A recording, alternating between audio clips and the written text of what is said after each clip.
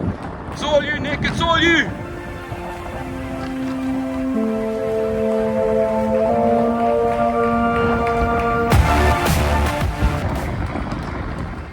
Boom! Shagalaka, guys. We are going in for the kill once again. Attempt number 4 at breaking sub 220. Oh my word, every attempt just takes so much mental energy out of me. But you know what? I've rejuvenated, I've recovered, I'm ready to go. And this time, we're going to find those 9 seconds, guys. I truly believe. I'll explain how in a bit, but yeah, I'm mentally up for this one. I'm so close, I can taste it. And it would be cynical not to go for it. So, Seville Marathon, 19th of February, 2023, 8 weeks time. Let's go, we're coming for you. Let's go get it. Okay, so just to recap on the other 3 attempts. So first attempt, London Marathon 2021. One of the toughest races of my life.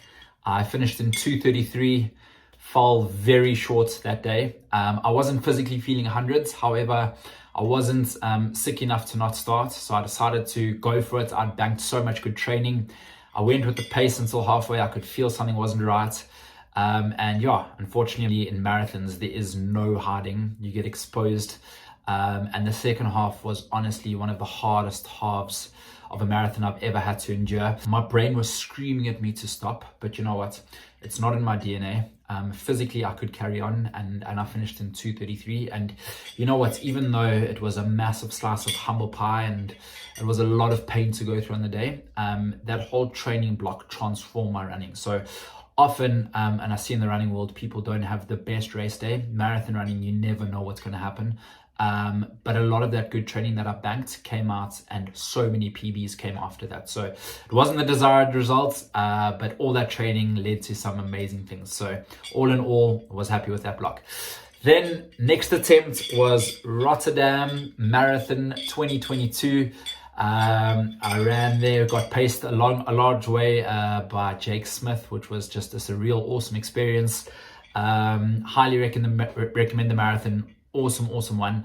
And I finished in 2 hours 20 and 59 seconds. So I felt like I was way above threshold from halfway, but managed to hang in there. I mean, I didn't feel great second half, but to finish in 2:20:59, I was very happy with, given the way I felt.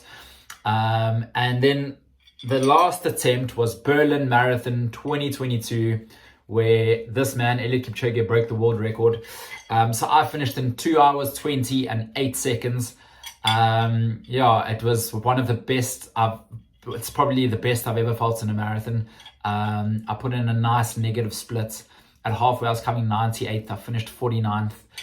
And I truly believed I was going to do it until I saw the clock, and I just missed it. So here we are again, going for it.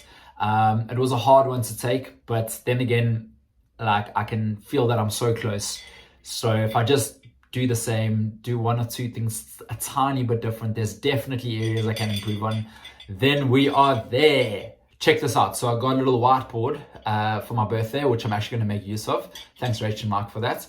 I have to angle it at this angle so you can see what's going on, but I just want to put into perspective how close we are at the moment. So my current marathon time, 2:20:08, so that equates to 8,408 seconds.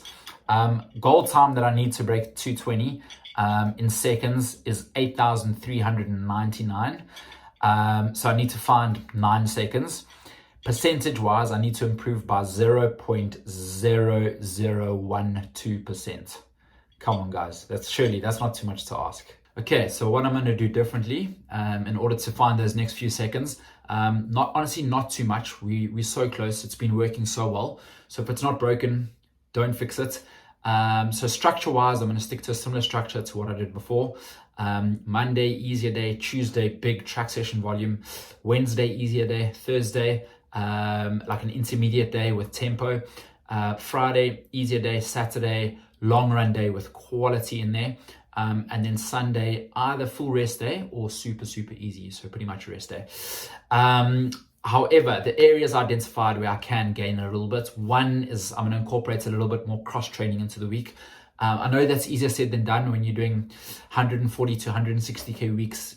There's not that much extra time for cross training. However, I'm going to top up little bits, not be obsessed with mileage, not chase mileage goals. And if it means that I need to, back off around a little bit to top up on cross training, that's what I'm going to do. Something I always say, it has improved my running in the past, guys. Please hold me accountable for that. So if you see on my Strava that I'm not doing any cross training, shout at me. I need to get some in this block, that's for sure. And then the next area is that I want to look to get at least 8 hours sleep, like preferably 8.5 hours sleep. I noticed when I had some downtime, my body only needed around 7 hours in total. But when you're doing those big, hard, high mileage, very, very intense weeks, your body needs to recover properly, and you recover the best when you're sleeping. So yeah, hopefully Haley sleeps like a charm, and 8.5 hours gets banked consistently through the block. The next thing I'm going to change is I'm going to go out slightly hard on race day. So Rotterdam, I went out a bit too hard. Berlin, I went out a bit too cautiously, and I put in a negative split. This one, I kind of want to be under sub 220 pace from the start. So I don't think I'm going to be doing a big negative split. If I do, amazing.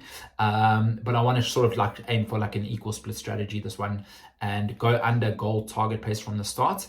I know Seville Marathon's got a lot of quality sub 220 runners, so hopefully there'll be a group and people to run and work with. But yeah, the tactic is to go through halfway, definitely quicker than sub 70. And then the last point, when it comes to training, I'm super disciplined.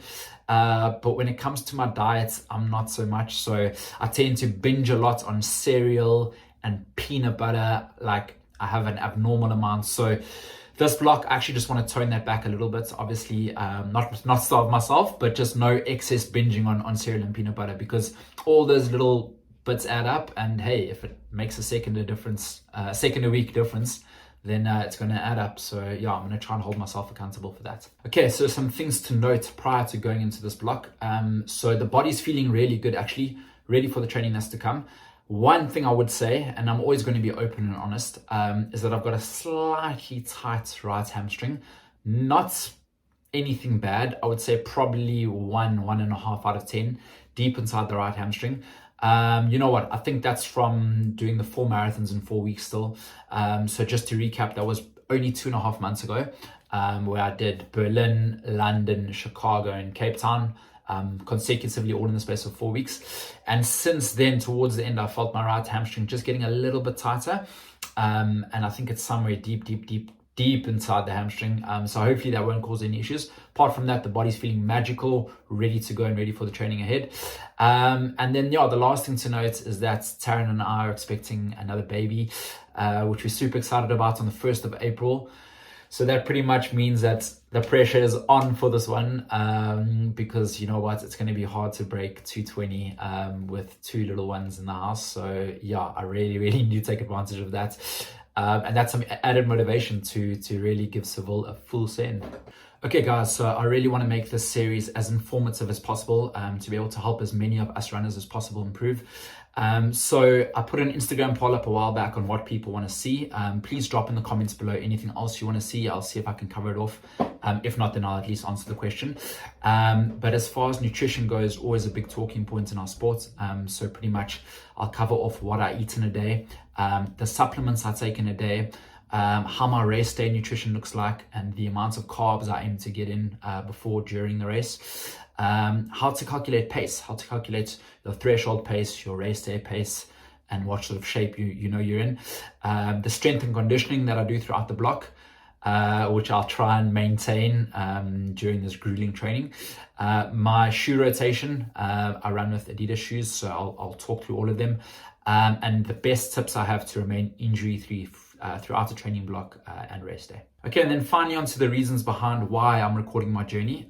So from my side, I still see myself as, a social runner, trying to be the best possible athlete I can be and best possible coach that I can be.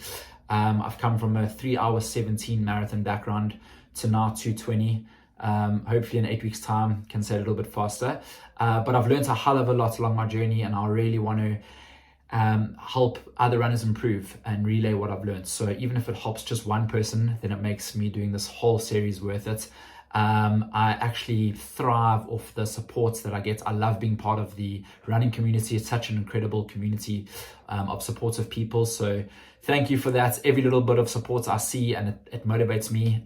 So thanks for that. And yeah, like I said, if it can help anyone, amazing. That's the point of it. So yeah, sit back, enjoy me absolutely grinding my ass off. Because you know what, in running there are no shortcuts. I'm gonna have to work just a little harder than ever before. I know what I'm getting myself into, but hey, we've committed. There's no going back now. So Seville Marathon, we're coming for you.